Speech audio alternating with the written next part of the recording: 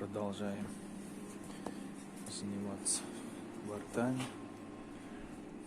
Так вот все это получается. Сейчас сюда еще вставки сделаем.